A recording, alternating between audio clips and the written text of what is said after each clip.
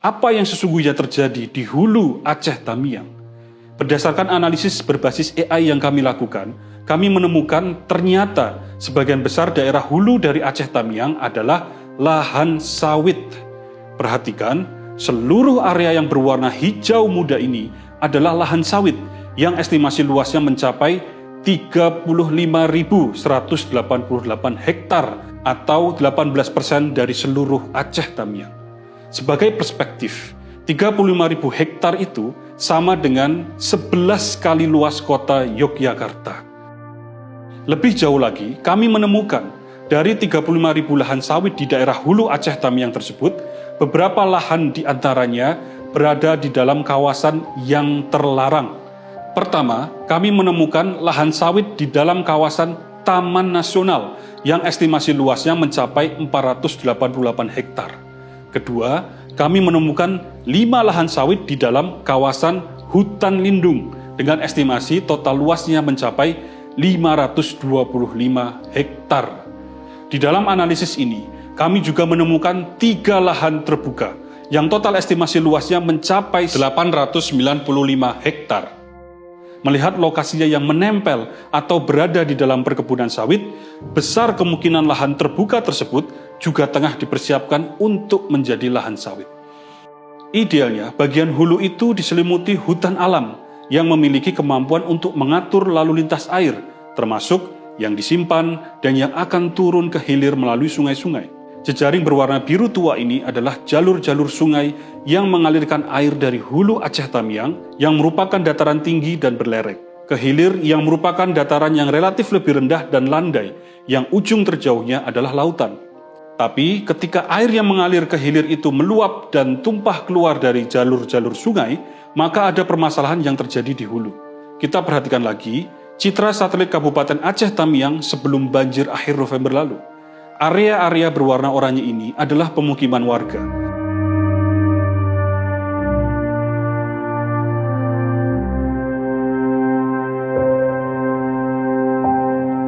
Jaringan berwarna merah ini adalah jalan-jalan raya yang menghubungkan ribuan lokasi di Aceh Tamiang.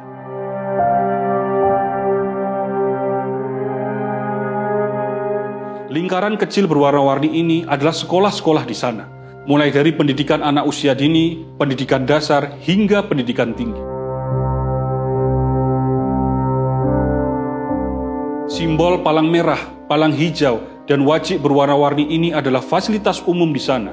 Ada rumah sakit, puskesmas, tempat ibadah, pasar, tower telekomunikasi, dan tower transmisi listrik.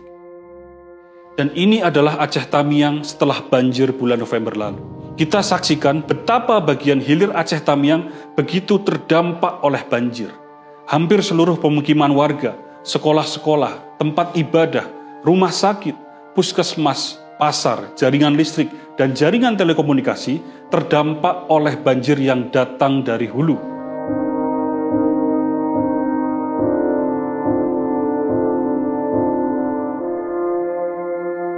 Dan kita tahu kemampuan sawit untuk mencegah banjir itu adalah rendah jika dibanding hutan alam.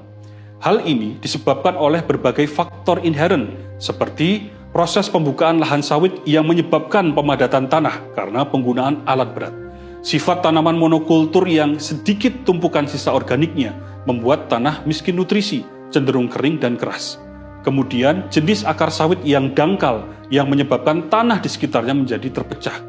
Yang semua faktor tersebut menyebabkan air relatif sulit untuk meresap. Ditambah, karakter kanopi sawit yang lapisan vegetasinya tidak beragam mempercepat aliran permukaan ketika hujan turun yang dapat memicu banjir. Dari kajian yang pernah kami sampaikan sebelumnya, luas perkebunan sawit rakyat yang dikelola oleh 12.000 petani di Aceh Tamiang adalah 25.828 hektar, dan luas lahan sawit yang dikelola oleh 31 korporasi adalah 45.641 hektar. Lalu, siapa yang memiliki dan mengelola lahan sawit seluas 35.000 hektar di daerah hulu dari Aceh Tamiang tersebut? Dari besaran luasnya, 35.000 hektar lebih besar dari luas perkebunan rakyat dan lebih kecil dari luas lahan sawit 31 korporasi. Dari lokasinya, 35.000 hektar lahan sawit tersebut berada di daerah hulu yang relatif jauh dari pemukiman.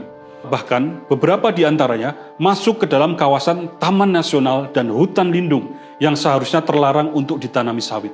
Pemerintah harus menjelaskan beberapa hal penting di sini. Pertama, mengapa daerah hulu yang seharusnya tempat untuk menampung dan mengatur lalu lintas air dibiarkan dideforestasi dan ditanami sawit hingga 35.000 hektar.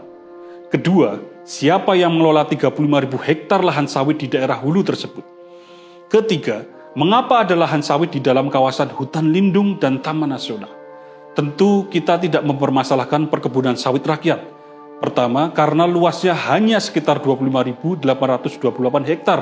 Dan yang kedua, karena kebun sawit tersebut merupakan mata pencaharian utama bagi 12.000 keluarga atau 48.000 rakyat kecil jika kita berasumsi satu keluarga terdiri dari 4 orang. Setiap petani bergantung hidup kira-kira pada lahan sawit sebesar 2 hektar.